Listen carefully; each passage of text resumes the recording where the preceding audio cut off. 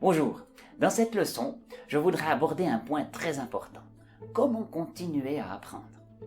Parce qu'en effet, c'est crucial. Certains d'entre vous ont peut-être déjà beaucoup de connaissances dans les arts de la guérison, ou excellent dans des thérapies de pointe, ou peut-être êtes-vous un grand scientifique, ou encore très instruit en spiritualité. Si c'est le cas, c'est super, tant mieux. C'est très bien, mais n'oublions pas que chaque connaissance est aussi une sorte de formatage. Si nous ne prenons pas grand soin de notre attitude envers de nouvelles idées ou des idées qui ressemblent à certaines idées et concepts que nous connaissons. J'ai suivi la rediffusion d'un séminaire dirigé par Bob Proctor et John Canary dans les années 80. Dans ce séminaire appliqué à un autre sujet, John Canary raconte une histoire avec Bruce Lee. Il l'utilise dans le contexte de la réussite, mais il parle en fait de l'état d'esprit de l'apprenant. Comme l'a observé le philosophe moral et social Eric Hoffer, en période de changement, les apprenants héritent de la terre, tandis que les savants se trouvent magnifiquement équipés pour faire face à un monde qui n'existe plus. L'histoire de Bruce Lee, relatée par John Canary, se passe comme suit. Vous connaissez probablement le grand Bruce Lee, peut-être l'un des plus grands maîtres d'arts martiaux qui ait jamais vécu. C'était aussi un excellent professeur. Très souvent, les gens venaient vers lui et lui demandaient « Maître, comment pouvons-nous être un grand maître d'arts martiaux comme vous ?» Et les emmènerait alors dans un petit gymnase et leur ferait faire certains de ces mouvements.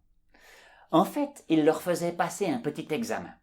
Ce qu'il faisait, c'était d'essayer de savoir où ils en étaient. Parce qu'il disait que la plupart des gens ont des informations erronées sur ce que sont les arts martiaux. Tout comme la plupart des gens ont une information erronée sur ce qu'est le yoga. Par définition, le yoga, c'est un chemin, une voie vers la connaissance de soi. Et après les avoir fait passer ce petit examen, il les faisait s'asseoir à une table. Il les mettait à une extrémité et Bruce s'asseyait à l'autre extrémité. Et il mettait devant eux un verre de coca. Il disait alors, je veux que vous regardiez cela et que cela représente vos connaissances. C'est ce que vous savez être la vérité. Ensuite, il disait, je veux que vous laissiez ceci, cette eau claire, représenter ce qui est la vérité. C'est ma connaissance, c'est ce que j'ai appris. Et il disait, c'est cela que vous attendez de moi. Puis John Canary continue et remarque, combien de fois avons-nous regardé dans la vie des autres et nous y voyons des choses que nous admirons vraiment? Nous regardons peut-être une personne et nous disons « Qu'est-ce que je donnerais pour être comme cet individu ?» Ou nous voyons ce que d'autres ont et nous disons « Qu'est-ce que je donnerais pour avoir ce qu'ils ont ?»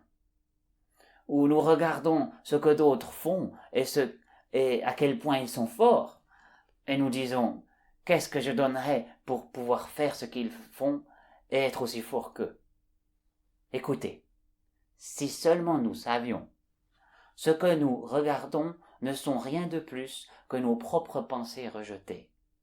Ces personnes ont accepté ce que nous avons rejeté. Elles ont été et sont restées ouvertes d'esprit. Voici ce que Bruce a dit. Je ne peux pas vous donner mes connaissances, parce que, vous voyez, vous en avez trop. Cependant, poursuivait-il, si vous êtes prêts à abandonner les vôtres et faire de la place pour les miennes, alors nous pouvons travailler ensemble. Mais tant que vous vous accrochez à ce que vous savez, je ne peux pas vous transmettre mon savoir. Pensez-y, dit John. Êtes-vous prêt à abandonner une partie de ce que vous avez appris? Et par là, je ne veux pas dire juste le jeter sur le côté ou le mettre de côté, mais l'examiner et prendre une nouvelle idée. Et j'ajoute ici de nouveaux exercices, une nouvelle méthode de santé. L'examiner, changer cette idée, travailler avec, afin de savoir et de voir si cela ne pourrait pas changer les résultats finaux dans votre vie pour une vie plus heureuse, plus saine, plus énergique et plus consciente. Si vous faites cela, dit John dans son discours, sur le succès, et je le confirme pour cette pratique que vous étudiez ici pour le yoga, ce cours fonctionnera vraiment, vraiment pour vous. En fait, toute formation le fera avec une attitude comme ça. Réfléchissons maintenant un peu plus. Notez que Bruce n'a pas seulement dit que ses visiteurs devraient vider leur verre afin de permettre à de nouvelles informations d'y entrer. L'histoire contient également l'allusion que sa connaissance était pure et invisible comme l'eau pure et propre. D'ailleurs, toute connaissance est invisible. La leur était pleine de saleté et d'illusions. Vous ne pouvez pas voir à travers. Faire de la place pour de nouvelles informations signifie donc abandonner les fausses idées, les mauvaises interprétations et les concepts erronés.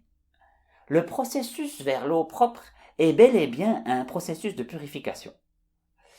C'est ce que le yoga vise à faire avec vous, avec votre corps et avec votre esprit. Purification. Réfléchissez-y.